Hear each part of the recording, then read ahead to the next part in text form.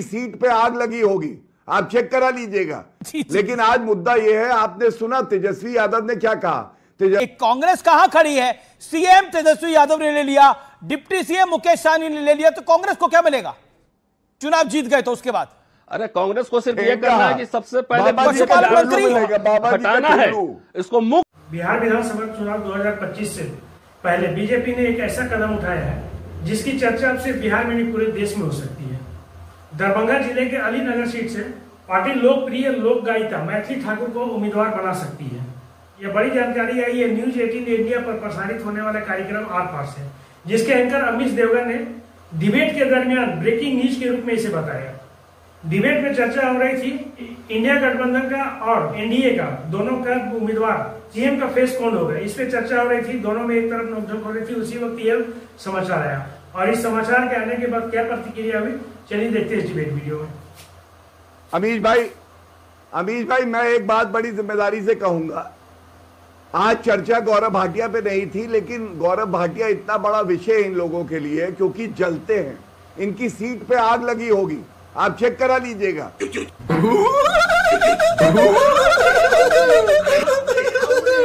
लेकिन आज मुद्दा यह है, आपने सुना तेजस्वी यादव ने क्या कहा। तेजस्वी यादव ने कहा अगला मुख्यमंत्री मैं खुद हूं, मतलब वो मुख्यमंत्री का चेहरा अपने आप को घोषित कर रहे हैं। उसके बाद मुकेश सहनी ने क्या कहा, मुकेश सहनी ने कहा डिप्टी सीएम मैं हूं। मतलब ये इंटरेस्टिंग पॉइंट है कि मलाई खाने का चल रहा है। प्रोफेसर रतन लाल, आप क्या तेजस्वी यादव सीएम है? क्या तेजस्वी यादव सीएम होंगे बतौर कांग्रेस प्रवक्ता? आप ये बात कह सकते हैं? चेहरा सीएम का चेहरा। मुझे मजाक नहीं उड़वाना अपनी चीज का, मैं नहीं बताऊंगा चेहरा। एक मिनट, मैं आपसे 20 साल 1 मिनट ठहरिए। गौरव भाटिया से पूछिए, इनसे प्रवक्ता से महोदय से, प्रचंड पार्टी वाले हैं ना, बाहुबली पार्टी वाले हैं, नीतीश कुमार सीएम रहे कि नहीं रहे, पहले ये बता दें। ये 20 साल से सीएम है, रहेंगे कि नहीं ये बता दें। हमारा आपका मुकाबला, आप अपना मुकाबला देखिए। तेजस्वी का फिर 1 मिनट, तेजस्वी यादव के नेतृत्व में वहां इंडिया अलायंस चुनाव लड़ रही है। उसमें दीपांकर भट्टाचार्य है, कांग्रेस पार्टी है, आरजेडी है, मुकेश सहनी है। इनसे खाली पूछिए कि नीतीश कुमार सीएम नहीं रहेंगे। लेकिन रतन लाल जी, कांग्रेस कहां खड़ी है? सीएम तेजस्वी यादव ने ले लिया, डिप्टी सीएम मुकेश सहनी ने ले लिया, तो कांग्रेस को क्या मिलेगा? तो साला ये दुख का खत्म नहीं होता बे। चुनाव जीत गए तो उसके बाद अरे कांग्रेस को सिर्फ ये करना है कि सबसे पहले हटाना है, इसको मुक्त करना है बिहार को। देखिए सुन लीजिए, आप सुन लीजिए एक सेकंड, आप बताएंगे ना। कांग्रेस का सीएम चेहरा, एनडीए का सीएम चेहरा नीतीश कुमार है। एनडीए ने किए एक तरह से ऐलान कर दिया है, एनडीए का चेहरा नीतीश कुमार है, लेकिन कांग्रेस और राजद का चेहरा कौन है? ये तो सवाल पूछा जाएगा। कोई ऐलान नहीं हुआ है। कौन ऐलान किया है कि भाई अमित शाह ने कर दिया सीएम होंगे?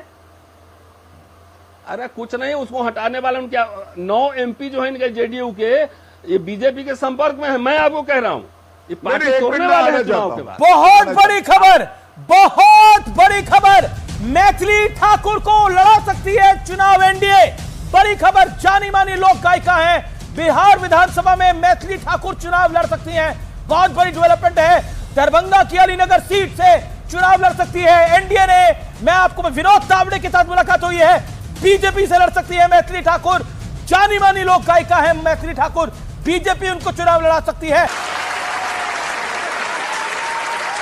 पवन सिंह बीजेपी से चुनाव लड़ सकते हैं। मैंने आपको बताया था सूत्रों के हवाले से, बीजेपी बहुत बड़े चेहरों को मैदान में उतारेगी चुनाव लड़ने के लिए, और यही बीजेपी की स्ट्रैटेजी रहती है। चाहे महाराष्ट्र रहे, चाहे हरियाणा रहे, चाहे दिल्ली रहे, चाहे मध्य प्रदेश रहे, चाहे राजस्थान रहे, कारपेट बॉम्बिंग जो है वो जोरदार होती है। और दूसरी तरफ बड़ा सवाल यह है कि चेहरा कौन होगा। रतन लाल जी, मैं फिर पूछ रहा हूं, बिहार में महागठबंधन का चेहरा कौन है? मुझे मजाक नहीं उड़वाना अपनी चीज का, मैं नहीं बताऊंगा। अच्छा एक बात बताइए, महागठबंधन को लीड कौन कर रहे हैं ये बता दीजिए ना। बीजेपी जितने सेलिब्रिटीज को लेके आ रही है, इसका मतलब हताशा है, वो चुनाव हारने जा रही है। समझ रहे हो? समझ रहे हो ना? चाहे मैथिली ठाकुर हो, पवन सिंह हो, चाहे कैबिनेट मिनिस्टर को उतार दें, तो ये तो हताशा है ना। अंडर करंट पता लग गया है कि चुनाव हारेंगे मध्य प्रदेश और राजस्थान के अंदर।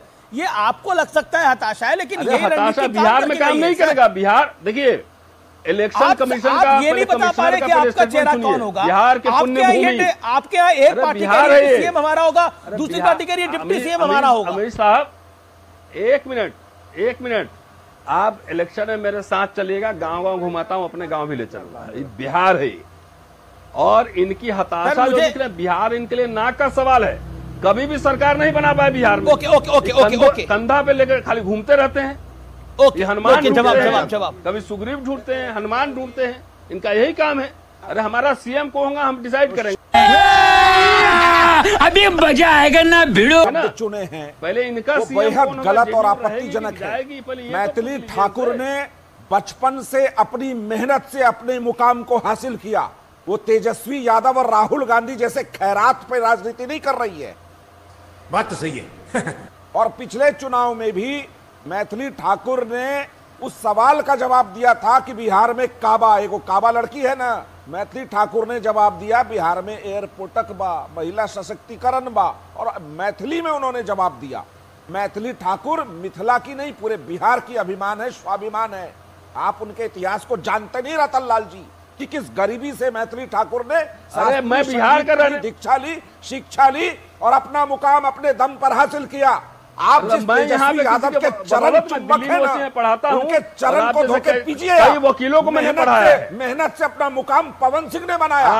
तो मेहनत के लोगों को अगर बिहार की जनता और बिहार की पार्टियों ने, भारतीय जनता पार्टी और जनता दल यूनाइटेड एनडीए ने जगह देने की सोची है, तो बिहार का सम्मान है। और आप लोग बिहार के अपमान को जगह देना चाहते हैं। आपकी पार्टी, आप जिसका चरण धोकर पीते हैं, वो बिहार के नाम पर कलंक है। उनका चरण आप तो कई पार्टी का धो चुके हैं, फिर धोएंगे आप। मैं ये भी जानता हूँ।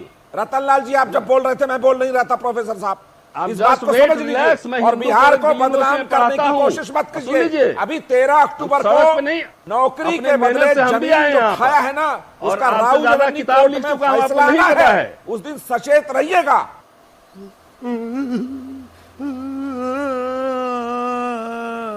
कैसे प्रोफेसर हैं आप कि जिन लोगों ने बिहार को सरकार बदली, मोदी जी पे भी आएगा, आरएसएस पे भी आएगा। 7 स्टार तो 5 स्टार होटल बनाया वहां पे झंडे वाला पर, किस फंडिंग से बना है? नाम सिर्फ आरएसएस से पूछा जाएगा। आप छोड़िए ना, बिहार की जनता ने आरएसएस से पूछा जाएगा कि 7 स्टार होटल बनाए हो झंडे वाला, हटा दिया। कहां से पैसे हैं? मीसा है, दिखाओ पहले पैसे। मैथिली ठाकुर है, क्यों?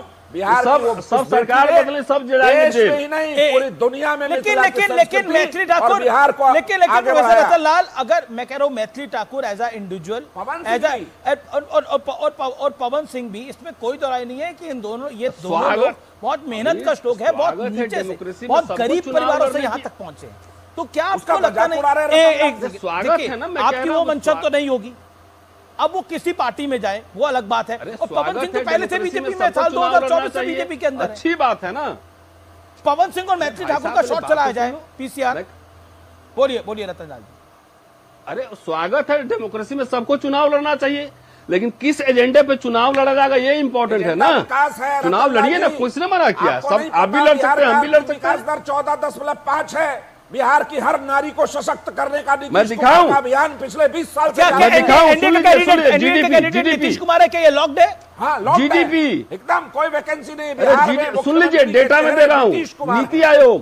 ओके, बड़ी खबर मैं एक बार फिर बता रहा हूं, का डेटा दे रहा हूं। बड़े चेहरों को चुनाव लड़ाएगी।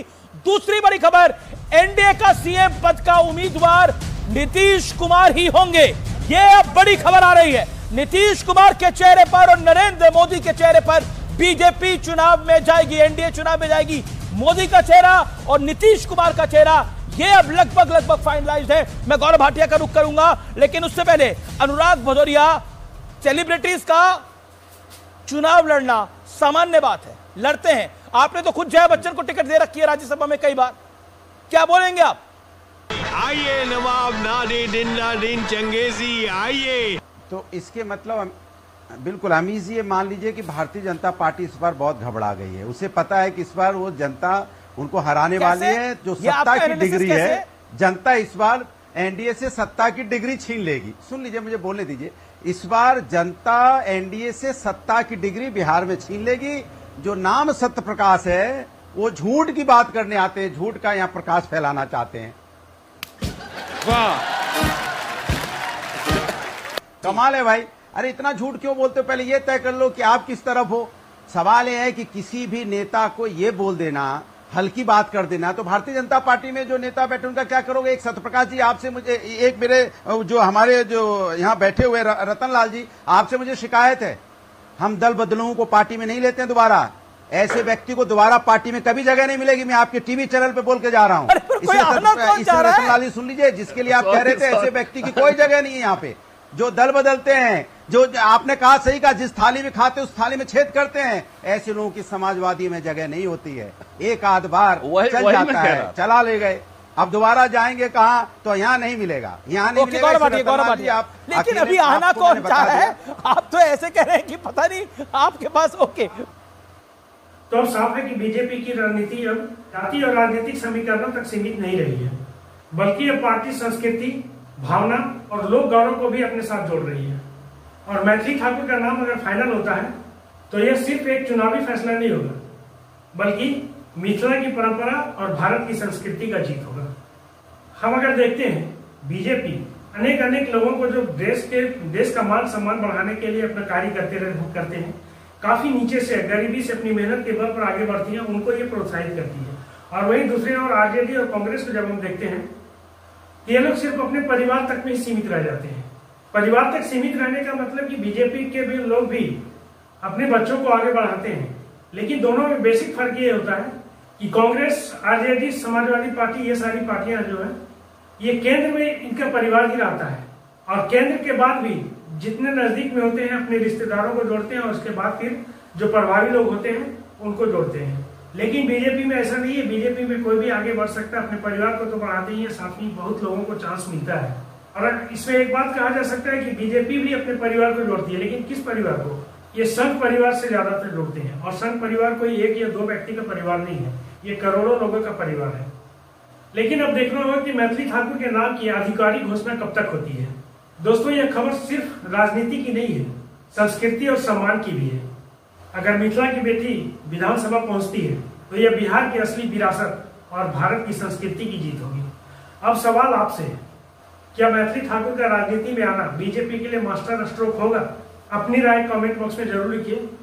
वीडियो को लाइक कीजिए, दोस्तों को शेयर कीजिए, आप प्लीज चैनल को सब्सक्राइब कर लीजिए। मिलते हैं फिर से नई वीडियो में एक नए मुद्दे के साथ, एक नए डिबेट के साथ। लेते हैं आपसे विदा। धन्यवाद। जय मिथिला, जय भारत, भारत माता की जय।